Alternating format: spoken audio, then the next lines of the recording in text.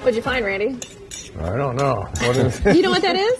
This is a cucumber. I believe that's a zucchini, isn't it? It is a zucchini. Zucchini, that's what I said. We've been doing, and I know, fried zucchini lately. Yes. I love fried zucchini. Have you ever had that? Like fried green tomatoes? Yeah, oh, yeah. No, you haven't. No, you haven't. My mother used to grow zucchini in the backyard when we were kids, Yeah. and she did a lot of creative stuff with it. I do love zucchini. Back in the kitchen with Jason Michael Thomas. You're just throwing together a little concoction, aren't you? Yeah, we're just throwing it together, and that's kind of the beauty of it. I'm going to throw a little more garlic in here. I'm just going to warm that through. And I wasn't here for the earlier segment, but how much of the produce that we have in front of us grew in the urban awareness gardens? Literally every little piece of it. Fantastic. So we've got 2/3 of an acre, and we give nice tours when we do our private dinners. Those are the huge basil plants. So that's 3 kinds of basil. Oh, wow. Lemon, and then black opal, and then we've got, as well as just the normal sweet basil.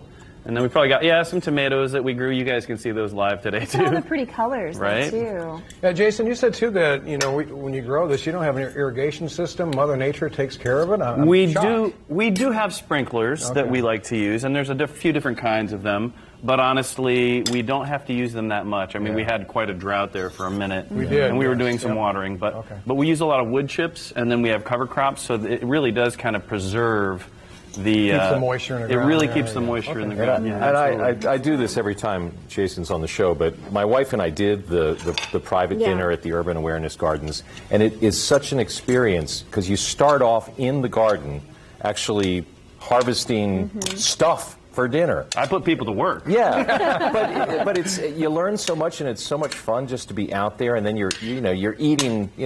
Half an hour later, you're having a salad with the asparagus that you picked earlier. It's really fun. Totally. Yeah, I like to show people those asparagus plants. Yes. Right now, they're huge. They're like 6 feet tall, and it's just these ferns, and you can't eat them now, right? Because it's only the first spring shoots you get of the asparagus. I would imagine. Are people mesmerized? Because when you were talking about the basil plants, I didn't realize that they grew that tall. Oh yeah. So when you prune them correctly, so these, you can see that these have been pruned. Like this is a black opal one. Yeah. We prune them off as soon as they start to flower, and then they bush out. So my farmer Robert's really good at that. And then so we take all the buds off, and then it just becomes bigger and bigger and bushier and bushier. So we have, I don't know how many 100 plants of basil we have currently growing. So if anyone needs basil, hit me up. We've got a ton. I'll be selling a lot of this to some of my friends at the restaurants. Probably later today. All those beans, we're going to get rid of those. Wow. So you guys want to see some of the plating? Yes. So this is the cold version, right? I'm going to put a little bit of this little vinaigrette on here because it's in the bottom there. So we'll pour it on there, just a little bit extra. And you can see just how gorgeous this turned out, this final product.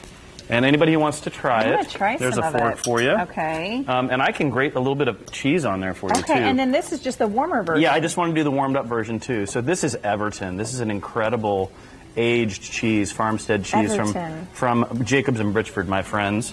And I like to throw just a couple little leaves of basil, extra basil on there, too. Jason, when you eat this yourself, do you prefer it? Go for it. All right. Do you prefer it warm, or do you prefer it?